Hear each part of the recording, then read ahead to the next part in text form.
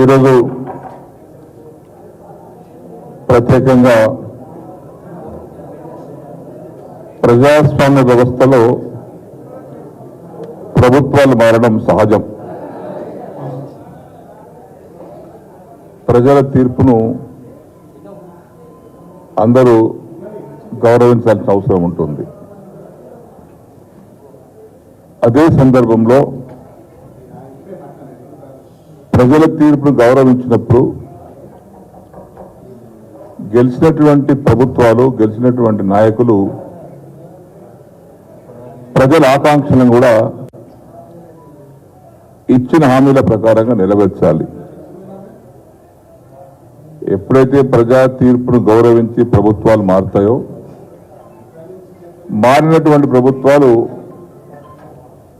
ఒకేసారి కాకపోయినా అంచెలంచెలుగా ఇచ్చినటువంటి హామీలను నిలబెట్టుకున్నటువంటి బాధ్యత గెలిచిన ప్రభుత్వ పైన ఉంటుంది. కానీ ఈ ప్రభుత్వం వచ్చి ఈరోజు కరెక్ట్గా 4 రోజులు అయింది. మంత్రివర్గ ప్రమాణ స్వీకారం చేసినటువంటి తేదీ 7వ తారీఖు నాడు డిసెంబర్, 27 జనవరి. ఈ నెల మాసంలో పరిపాలన గాలి వదిలేశారు. సమీక్షల పేరుతోటి సమయాన్ని వృధా చేస్తున్నారు. ఇతరుల మీద నింద వేస్తున్నారు. విలువైనటువంటి సమయాన్ని హైదరాబాద్కు, ఢిల్లీ పర్యటనకే వెచ్చిస్తా ఉన్నారు.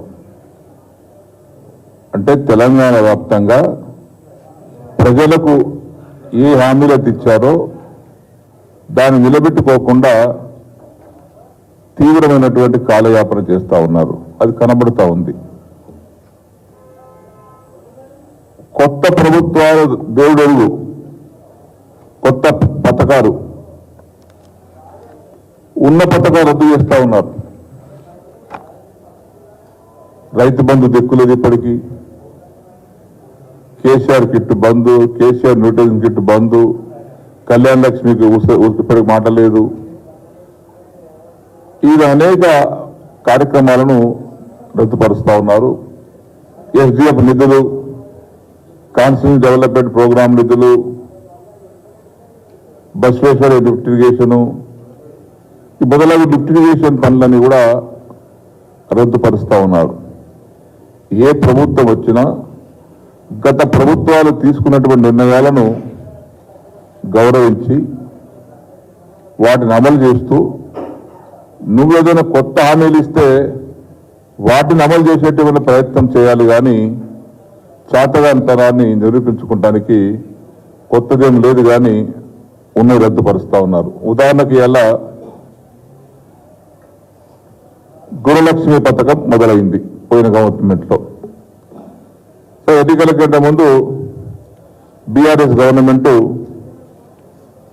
గృహలక్ష్మి పథకాన్ని ప్రారంభించింది. 4 లక్షలకు టార్గెట్ ఇస్తే అందులో కలెక్టర్లు 2,12,095 ఇళ్లకు మంజూరు ఇచ్చారు. దాని జీవోఎంఎస్ నంబర్ 48 ద్వారా మన 30 తారీఖు రద్దుపరిచారు. ఆ 3 లక్షల రూపాయలతో ఫండ్ ప్రారంభించినటువంటి కొంత లబ్ధిదారులు కూడా ఉన్నారు. కొన్ని చోట్ల ఇల్లు కూడా పూర్తి అయిపోయినాయి. మరి వారి గత ఏంటి? రెండవది, మీరు 5 లక్షల రూపాయలు ఇల్లు ఇస్తామన్నారు. జాగా లేని వారికి జాగిస్తామన్నారు. మరి ఇంతవరకు జాగా అక్విజిషన్ కార్యక్రమాలు జరుగుతలేవు. మీరు ఇస్తున్న 5 లక్షలు 5 లక్షలు ఇచ్చి బెనిఫిషియరీ కట్టుకోమంటారా, లేదా మీరు కట్టిస్తారా? దాని విధి విధాలు ఇప్పటికి లేదు. ఇంకా దాన్ని మాట లేదు. ఇప్పటికీ 5 లక్షలు ఇస్తాం, 5 లక్షలు ఇస్తాం. ఉద్యమకారులకు 250 గజాలు ఇస్తాం. వారి తల్లికో తండ్రికో బతుకుంటే నెలకు 25,000 రూపాయలు పెన్షన్ ఇస్తాం. అంటే మీరు ఇవ్వడానికి అభ్యంతరం లేదు మాకు. ఎప్పటి నుంచి మరి ఇస్తారు? దానికి టైం పాబంది ఉండాలి కదా, దానికి లేదు. నేను స్పష్టంగా రాష్ట్ర ప్రభుత్వాన్ని డిమాండ్ చేస్తున్నాను. టీఆర్ఎస్ గవర్నమెంట్ ఉన్నప్పుడు 3 లక్షల రూపాయల గృహలక్ష్మి పథకాన్ని కొనసాగిస్తారా, లేదా దాన్ని మీరు 5 లక్షల రూపాయలు ఇచ్చి ఆ 3 లక్షలు కట్టినటువంటి ఒక ఏరియాకు అదనంగా కట్టించడానికి అవకాశం ఇస్తారా? సపోజ్ 3 లక్షల రూపాయలతో ఆయన 300 ఎస్ఎఫ్టీ కట్టాడు. ఈ 5 లక్షల రూపాయలతో ఆదనంగా ఇంకేమైనా కట్టమని అడుగుతారా? స్పష్టత ఇవ్వండి. కొత్త 5 లక్షలు కట్టేటువంటి దానికి ఒక దగ్గర పేపర్లో చూశాను, 5 లక్షలు నిర్మించిస్తామని మీ మేనిఫెస్టోలో. మరి నిర్మించిస్తే నిర్మించి ఇవ్వండి స్థలాలు తీసుకొని. అది ఇంకా మొదలు కాలేదు. అంటే ఒక్కటంటే ఒకటి కూడా కేవలం ఉచిత బస్సు, అది నాన్ ఫైనాన్షియల్ కమిట్మెంటు. ఖజానాకి డబ్బులు పోయేది, తక్షణం డబ్బులు పోయేటువంటి అంశం కాదు అది. ఆ బస్సులో కూర్చుంటే ఆ బస్సు ఛార్జీలు కట్టకుండా పోతే ఆ డిపో ఆర్టీసీ వాళ్ళు భరించుకుంటా ఉన్నారు. ఆరోగ్య లక్ష్యం పేరుతో 10 లక్షలు పెంచారు. అది ఇప్పటికి ఇంకా దాని మీద ఇంకేమీ అమలు లేదు. మీరు చేయాల్సినటువంటి ప్రధాన అంశాలు, రైతు బంధు 10,000 రూపాయలకి 15,000 చేస్తామన్నారు. 10,000 కూడా ఇస్తలేరు, అంటే 5,000 కూడా ఇస్తలేరు. ఇప్పుడు మేము రైతుల అందరం, మాకు ఎవరి ఖాతాలో డబ్బులు వల్లే. ఇంకా పోయిన టర్మ్లో మేము తీసుకోలే, జీవితాలు ఇచ్చాం. మళ్ళీ ఈ సంవత్సరం పెట్టుకుందామంటే డబ్బులు మా ఖాతాలో లేవు. ఇంకా రుణమాఫీ అన్నారు, కాచి కూర్చోగానే మీరు 2 లక్షల రూపాయలు బ్యాంకులో తీసుకున్నటువంటి వారు అర్జెంటుగా తీసుకోండి, నేను కుర్చీలో కూర్చోని 9వ తారీఖు నాడు 2 లక్షల రూపాయలు మొత్తం మాఫీ చేస్తున్నారు. చేయండి, మేము అంగీకరిస్తాం, ఆమోదిస్తాం, హర్షిస్తాం. ఇప్పుడు దాన్ని గతి లేదు. 24 గంటల ఉచిత కరెంట్ అన్నది వారి మేనిఫెస్టోలు ఇచ్చినాయి. మేము చెప్పి కొత్త కాదు, ఈరోజు మేనిఫెస్టో 420 హామీలు ఇచ్చారు. 400 హామీలో ఉచిత విద్యుత్ అన్నారు. ఉచిత విద్యుత్తు 16 ఐటమ్. ఇందులో 2 లక్షల రుణమాఫీ 14 ఐటమ్. ఈ ఉచిత విద్యుత్ ఈ హామీలన్నీ మీరు హామీలు ఇచ్చినట్టు అమలు చేస్తానికి రాశారా, లేకపోతే ప్రజలను మోసం చేస్తానికి రాశారా? రైతులు మోసం చేస్తాను రాశారా, పేదలు మోసం చేస్తాను రాశారా? దేనికోసం మరి మేనిఫెస్టో విడుదల చేశారు? మేము ఒకేసారి ఇప్పుడు 405 హామీలు ఉన్నాయి. మాకు తెలుసు, ఒకేసారి మనం అడుగుతలేం. కనీసం అంచెలంచె ఎక్కడైనా స్టార్ట్ చేయండి. 9 తారీఖు నాడు కుర్చీ మీద కూర్చొని మాఫీ అన్నారు, 2 లక్షల రూపాయలు మాఫీ. అది చేయండి. రైతులు వ్యవసాయం చేసుకునే పంట వచ్చింది, పెట్టుబడి లేక 5 రోజులు చూస్తున్నారు పొలాలెంబడి. ఎక్కడైతే గోదావరి నీళ్లున్నాయో, బేసిన్ ఉందా, అక్కడ నీళ్లు పుష్కలంగా ఉన్నాయి, పంటలు వేసి రైతు సిద్ధంగా ఉన్నారు, అక్కడ లేదు. ఈ విధంగా ఈ మేనిఫెస్టో అమలు చేయడానికి మీరు ఈ యొక్క కార్యక్రమాన్ని వాయిదా వేస్తూ వస్తున్నారు. అదేవిధంగా సరే, ధాన్యం అయితే అందరు రోజు చెప్తా ఉన్నాం, 500 బోనస్ ఇస్తాం, సంతోషమే, ఇవ్వండి. ఇప్పుడు యాసంగి వస్తుంది, కేంద్ర ప్రభుత్వం ప్రకటించే ధర కంటే 500 ఎక్స్ట్రా అన్నారు, ఇవ్వండి. ఆనకాలం అయితే ఇవ్వలే. ఎందుకంటే నిన్న మొన్నటిదాకా రైతులు అమ్ముకున్నారు కొన్ని జిల్లాలో ధాన్యం, దానికి ఇప్పటిదాకా ఇవ్వలే, ₹1 ఇవ్వలే. అదేవిధంగా పెన్షన్స్ పెంచుతామంటున్నారు. ఇది ఎందుకు అడుగుతున్నామంటే, ప్రజాప్రభుత్వం అనుకున్నటువంటి వాళ్ళు ప్రజాస్వామ్యంలో గెలిచిన తర్వాత ఒక్కొక్కటిగా మీరు అమలు చేయండి. మీకు గుర్తు చేస్తున్నాం ఇవన్నీ. మేము ఈర్ష్యపడతలేం. మేము గెలిచినా ఓడినా ప్రజాపక్షం మాది. ఓడిమని బాధ లేదు మాకు. మేము కూడా 39 మంది శాసనసభ్యులు ఉన్నాం, 40 దగ్గర దాకా ఎమ్మెల్సీలు ఉన్నారు, మా ఎంపీలు ఉన్నారు. మేము కూడా ప్రజలతో కోటతో గెలిచిన వాళ్ళమే, మన కొత్తగా గెలిచిన వాళ్ళం. మేము కూడా అడుగుతున్నాం, మేము డిమాండ్ చేస్తా ఉన్నాం. మీరు ఇచ్చినటువంటి హామీని గుర్తు చేస్తూ ఉన్నాం. మేము ఎందుకు అమలు చేస్తలేరు? ఒక్కొక్కటిగా కేవలం ఓట్లు వేసుకుని 5 ఏళ్ళ వరకు కాలం గడుపుతాం కోసం చేసింది. మీరంతా పచ్చి దగా అవుతుంది, పచ్చి మోసం అవుతుంది. దేశంలో భవిష్యత్తు లాంటి దగాతో ప్రభుత్వం నేను చూలింత వరకు. నేను కూడా అనేక సంవత్సరాలు రాజకీయాల్లో ఉన్నాను. ఇలాంటి ఒక దగా చేసే ప్రభుత్వం నేను మొదటిసారి చూస్తా ఉన్నాను. అదేవిధంగా యూరియా కొత్త మొదలైంది. మొదటిసారి మళ్ళా నిర్మల్ జిల్లా చెప్పులు అడ్డం పెట్టుకొని ఎవరో క్యూ నిలబడ్డారు. అక్కడ పోలీసు యంత్రాంగం అడ్డం పెట్టుకొని యూరియా పంపించేస్తా ఉన్నా. మరి 10 ఏళ్ళు బీఆర్ఎస్ గవర్నమెంట్ లో యూరియా కొరత లేదు, ఇప్పుడు యూరియా కొరత మొదలైంది. అంటే దీనికి అవగాహన లేదు, దూరదృష్టి లేదు. అదేవిధంగా నిరుద్యోగ భృతి ఫోన్ ఎక్కడ ఉందా? నిరుద్యోగ భృతి ఆయన అడిగితే ఆయన లేదు అంటాడు. ఆయన ఎవరు? బట్టి విక్రమార్క. ఏంటి ఎక్కడ చెప్పినా? ఎవరు చెప్పారు? మా నాయకులు ఎక్కడ ఎవరు చెప్పలేదే, మేము ఎక్కడ మాట వేయలే అన్నారు. ఇగో ఎప్పుడు ఇస్తారని అడుగుతా ఉన్నాడు మిత్రుడు. మేము నిరుద్యోగ భృతి 6 గ్యారెంటీల్లో కానీ మేము దీంట్లో కానీ మేము చెప్పలేము. మేము ఉద్యోగాలు ఇస్తామని చెప్పాం. ఒక్క నిమిషం, దీని కొంచెం ఒక్క నిమిషం. కానీ ఇది మీరు మళ్ళొకసారి కావాలంటే వెరిఫై చేసుకొని మాట్లాడండి. बेरोजगार युवाओं के लिए हर महीने 4,000 रुपए बेरोजगारी भत्ता हम कह रहे देंगे. ఎవరు చెప్పలేదు అంటాడు ఆయన. అది ఎలక్షన్ మేనిఫెస్టోలో పెట్టారు, 46 నంబర్ మేనిఫెస్టోలో. మరి ఇవన్నీ చెప్పినటువంటి దాన్ని నిలబెట్టుకోండి. మాకు ఎడిచేది మీకు ప్రభుత్వంలో ఉన్నారు, మేము సహకరిస్తాం, మేము కూడా. కానీ ఎప్పుడైనా మేము ప్రజల పక్షం ఉంటాం. ప్రభుత్వంలో ఉన్నా, ప్రతిపక్షంలో ఉన్నా ప్రజాపక్షం. గొంతెత్తి అడుగుతాం మేము ప్రభుత్వాన్ని, అది మా బాధ్యత. Electrical scooter కొనిస్తామన్నారు. 18 ఏళ్ళు దాటినటువంటి విద్యార్థులకు, యువకులకు ఎలక్ట్రికల్ స్కూటర్ కొనియండి. వాళ్ళు మంచి హాయిగా ఈ బస్సుకు రా తప్పతాయి, హాయిగా ఇంటికి పోయేస్తారు, కాలేజీ పోయేస్తారు, కొనియండి. అదేవిధంగా మధ్యాహ్న భోజనం పథకం అంటలకు 10,000 రూపాయలు ఇస్తామన్నారు నెలకు వండవారికి. ఇందులో ఉంది. నేను దీర్ఘకాలికమైనటువంటి సమస్యలు అడుగుతలేదు. నేను కొన్ని దీర్ఘకాలిక సమస్యలు ఒకరోజు సమస్య పరిష్కారం కాదు. ఎవరైనా సరే దానికి టైం పడుతుంది. ప్రణాళిక తయారు చేయాలి, దానికి ఎస్టిమేట్ తయారు చేయాలి, దానికి కొంత టైం తీసుకుంటుంది. ఇవన్నీ దీనికి ఇమీడియట్ గా అటెండ్ చేసేటువంటి సమస్యలు చెప్పేది నేను. 10,000 రూపాయలు ఇవ్వండి, అమరవీరులకు 25,000 ఇవ్వండి. ఒక ఉద్యోగం కూడా మేము ఇచ్చిన ఉద్యోగం ఇచ్చినాం, మేము చెప్పుకోలేకపోయినాం. చాలా మందికి మా కాన్స్టిట్యూన్సీలోనే, మా జిల్లాలోనే నేనే మినిస్టర్ ఉన్నప్పుడు అందరం కలుసుకొని ఉద్యోగాలు ఇప్పించాం. 10 లక్షల రూపాయలు ఇచ్చాం, అందజేశాం. 250 గజాల జాగిస్తామన్నారు, ఇవ్వండి.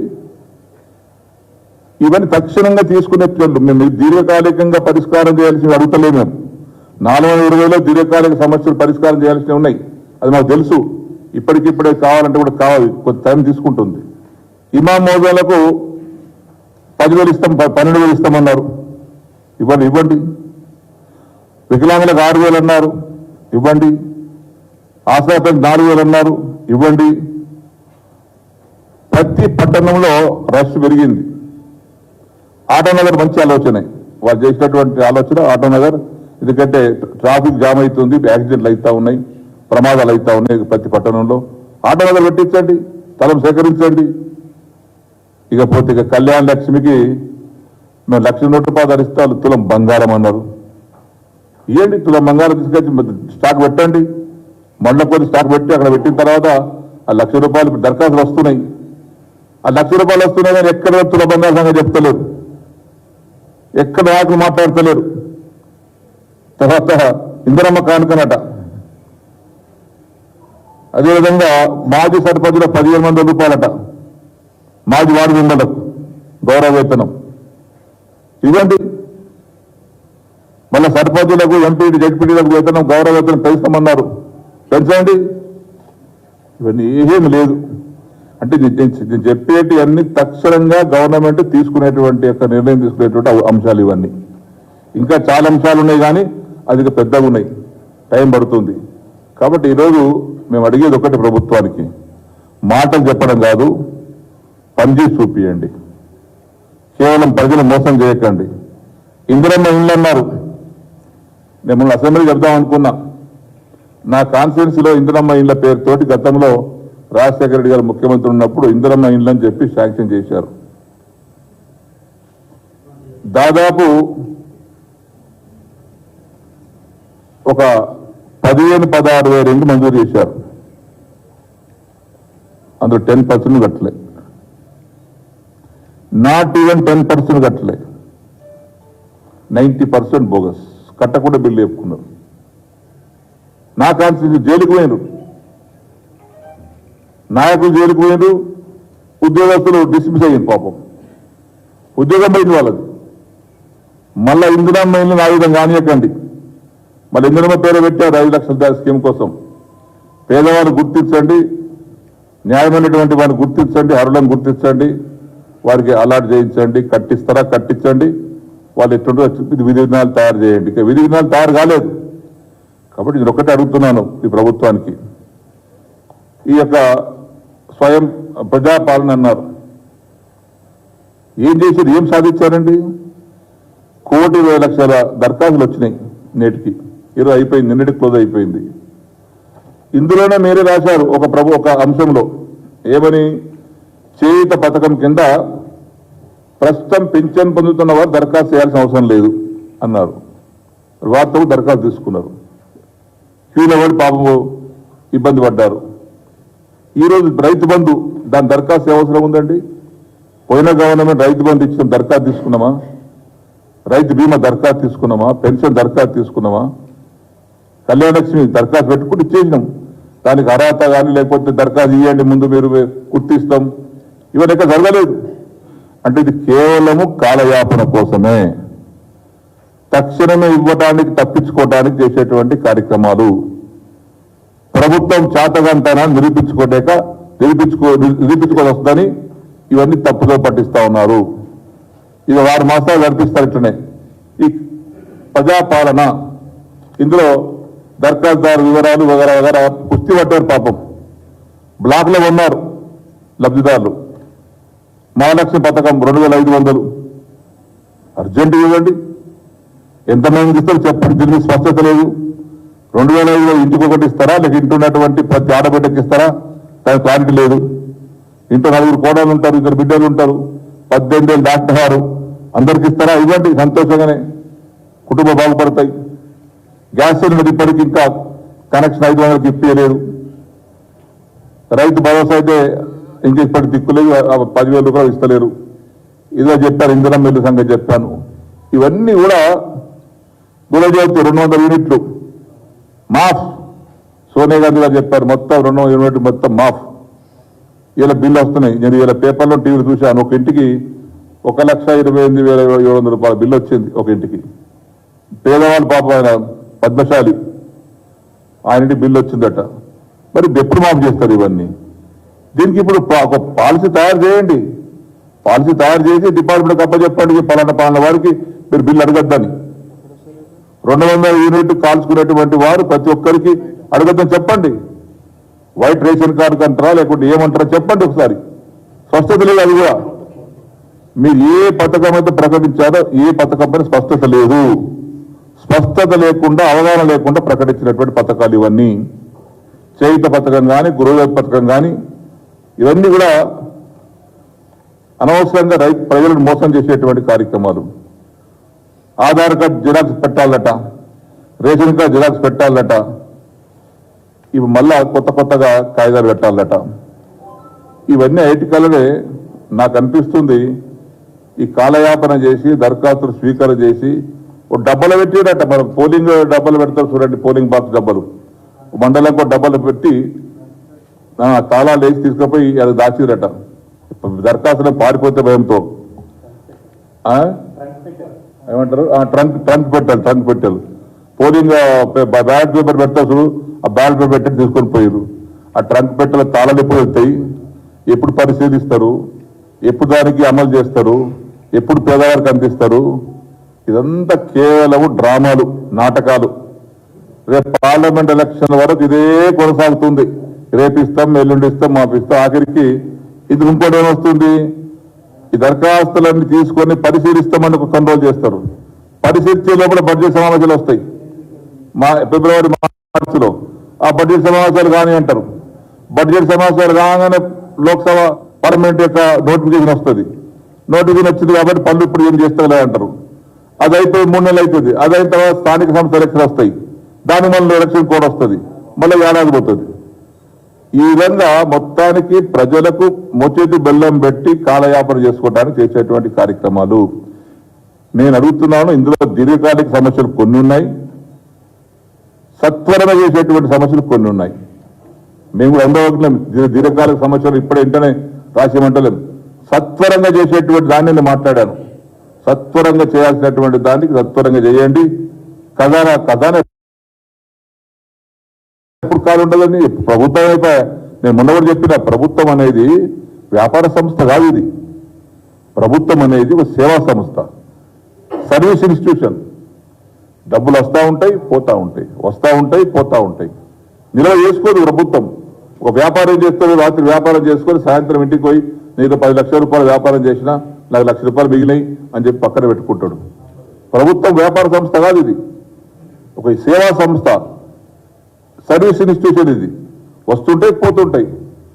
పడుతుంటాం, ఎవరికైతే ఆకలి అవుతుందో వండి పెడతాం, అది తింటారు, మళ్ళీ వండుతాం, మళ్ళీ పెడతాం. నువ్వు వండి పెట్టు చేతనైతే. కాలికుండా ఉంది, కాలి భగవాన్ ఉంది అంటే మరి గరీబ్ వాళ్ళకి ఆకలి పెట్టేసి వండినాం, పెట్టేసి నువ్వు వచ్చినావు. మేము వండి పెట్టేసి వాడు పోయినాం, పంపించేసినాం, నువ్వు వచ్చి కూర్చున్నావు. నువ్వు వండి పెట్టి ఎవడొద్దానా నీకు? కాలి కుండాలు ఉన్నాయి, కాలి భగవాన్ ఉన్నాయంటే మరి వండిన తర్వాత పంచకపోతే పాసిపోతుంది, అది ఖరాబ్ అవుతుంది అన్నం. కాబట్టి ఎవరికి ఏం పంచాలనో, రైతులకి ఏం పంచాలి, పేదలకి ఏం పంచాలి, గరీబ్ వాళ్ళకి ఏం పంచాలి, విద్యార్థులకి ఏం పంచాలి పంచేసినాం. ఇప్పుడు నువ్వు పంచు మళ్ళా తీసుకొచ్చి ఎవరిదంటుండు. ప్రభుత్వానికి వచ్చేటువంటి ఆదాయాలు అప్పుడు అంతే ఉంటాయి, ఇప్పుడు అంతే ఉంటాయి. ఈ రోజుగా పత్రికలు వచ్చింది, దేశంలో నంబర్ 1 ఆ రాబడిలో తెలంగాణ రాష్ట్రం ఈరోజు స్థూలాదాయంలో.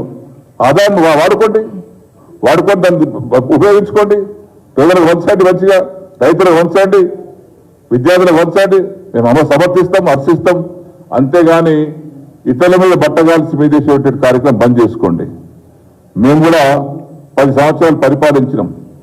అగ్రికల్చర్ మినిస్టర్గా చేశాను 5 సంవత్సరాలు, స్పీకర్గా చేశాను, అంతకుముందు కూడా మినిస్టర్గా చేశాం. మాకు అనుభవం ఉంది పరిపాలన ఏ విధంగా చేయాలనో. ఊరికైనా గాడికి మేము మాట్లాడతలేం. దయచేసి ఇప్పటికైనా ఈ ప్రభుత్వం, గౌరవ ముఖ్యమంత్రి గారు రేవంత్ రెడ్డి గారు కానీ, మంత్రివర్గ సభ్యులు కానీ, ఎవరి పరిధిలో ఏమేమి కార్యక్రమాలు ఉన్నాయో తక్షణం అమలు చేయండి. ఇచ్చినటువంటి హామీని పూర్తిగా నిలబెట్టుకోండి చెప్పేసి కూడా నేను మనవి చేస్తున్నాను. మేము కూడా ఇప్పుడు పార్లమెంటు వారిగా సమావేశాలు ఏర్పాటు చేస్తూ ఉన్నాం. సన్నాహక సమావేశాలు, మంచి రెస్పాన్స్ ఉంది బ్రహ్మాండంగా. మంచిగా కార్యకర్తలు కూడా అనుకున్న దానికంటే నిండుగా వస్తూ ఉన్నారు. బస్సు కిరాయిలు వాళ్ళే పెట్టుకొని సొంత ఛార్జీలతో వాళ్ళే హైదరాబాద్ దాకా వచ్చి సమావేశాలు పాల్గొంటూ ఉన్నారు. మంచి స్పందన ఉంది. ఇది మాట్లాడుతారండి. కాబట్టి ఈరోజు మా జైరాబాద్ పార్లమెంటు నియోజకవర్గం మేమందరం జైరాబాద్ కింద వస్తాం మేము. కాబట్టి జైరాబాద్ పార్లమెంట్ నియోజకవర్గం కార్యకర్తలు కూడా చాలా పెద్ద ఎత్తున వచ్చారు. చాలా మంది సూచనలు సలహాలు ఇచ్చారు. దానికి వాళ్ళందరూ కూడా వచ్చినటువంటి కార్యకర్తలకు అందరికీ ధన్యవాదాలు. మొన్న జరిగినటువంటి ఎన్నికల్లో సరే గెలిచే వాళ్ళం గెలిచాం, ఓడేవారు ఓడారు. మేము గెలిపోవటం సహజంగా తీసుకుంటాం. ఇప్పుడు నేను కూడా 8 సార్లు పోటీ చేసి ఒకసారి ఓడాను. భయపడలే, బాధపడలే. దాన్ని ఛాలెంజ్ తీసుకున్నాం, మళ్ళీ గెలిచి వస్తున్నాం. మా తమ్ముళ్ళు కూడా, మా బిడ్డలు కూడా వయసు చిన్నవారు, ధైర్యంగా ఉన్నారు. వాళ్ళు కూడా ఓడిపోయిన బాధ లేదు. ప్రజాక్షేత్రం ఉన్నాం కాబట్టి తిరిగి ప్రజాక్షేత్రంలో నిలబడతాం. ప్రజలకు ఆశీర్వాదంతో మళ్ళీ అధికారులకు వస్తాం ప్రజాసేవ చేయడానికి. అంత ధైర్యం మాకుంది. ఆ విధంగా ముందుకెళ్తాం. ఈరోజు పార్లమెంట్ ఎలక్షన్ కూడా బ్రహ్మాండంగా మంచి సంఖ్యతో మెంబర్స్ గెలిపించుకుంటాం. ఏ రోజు కూడా వెనుకపోయేది లేదు, అధైర్యపడేది లేదు. కేసీఆర్ గారి నాయకత్వంలో ఇది వారికి కొద్ది గాయమైంది కాబట్టి బయటకు రాలేకపోతున్నారు. వారు కూడా బయటకు వస్తారు. వారి నాయకత్వంలో వారు కూడా మొత్తం రాష్ట్రంలో తిరిగారు, ప్రచారం చేశారు. మీరు చూశారు, ఎక్కడ కూడా పరుష పదజాల మాట్లాడలే. ఎక్కడ కూడా అన్ని ఎలక్షన్ ప్రచారంలో ఎక్కడ కూడా విమర్శించలే, ఎవరిని కూడా పరుషంగా మాట్లాడలే. తాను చెప్పినవి చేసుకుంటూ పోయాడు, చేయబోయి చెప్పాడు తప్పితే ఆరే తూరే అని చెప్పేసి ఎక్కడ మాట్లాడలే. మీరు మాట్లాడారు. ఇష్టం వచ్చినట్టుగా వయసు లెక్క లేకుండా, అనుభవం లెక్క లేకుండా ఇష్టం వచ్చినట్టు మీరు మాట్లాడారు. మా సంస్కృతి అది కాదు. మేము ఎక్కడ పోయినా మర్యాదగా ఉంటాం. మా నాయకుడు చెప్పినటువంటి లక్షణాలు మాకున్న అలవాటైనవి. ఏదేమైనా ప్రజా జీవితంలో ఉన్నాం కాబట్టి ప్రజా జీవితకు అంకితం అవుతాం, తిరిగి మళ్ళీ పురుగు అంకితం అవుతాం అని చెప్పేసి కూడా మనవి చేస్తా ఉన్నాం. Thank you very much. Tirupati కదా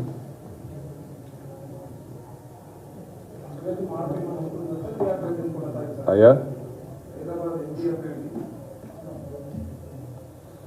అభ్యర్థుల పరిశీలన, అభ్యర్థుల ఎంపిక అధిష్టానం చూసుకుంటుంది. కేవలం రైతు భాష చెప్పాలంటే దున్నడం మా వంతు. ఏ విత్తనం వేయాలనేది అధిష్టానం నాయకుని నిర్ణయిస్తుంది. విత్తనం మా చేతిలో లేదు, దున్నడం మా వంతు. పొలం దున్ని పెడతాం, పొతం చేస్తామంటాం, తెలంగాణ పొతం అంటాం. ఆ పొతం చేసి పెడతాం. ఏ విత్తనం వేయాలనేది ఆయన అధిష్టానం చూసుకుంటుంది. విత్తనం సెలక్షన్ అయింది.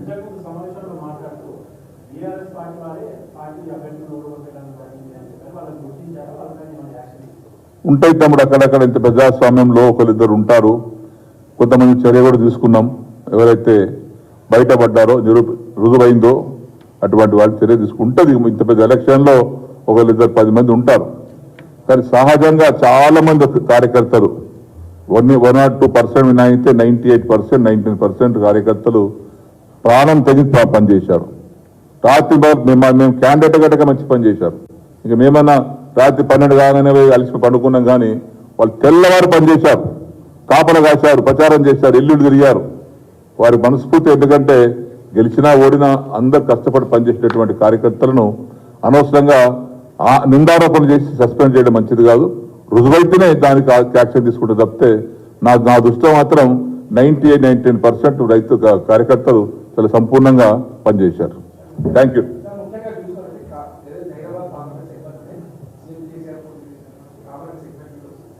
నాకు వినబడలే. అవునండి, ఇక అవన్నీ మేము క్యాండిడేట్ల గురించి ఏం మాట్లాడదలుచుకోలేదు.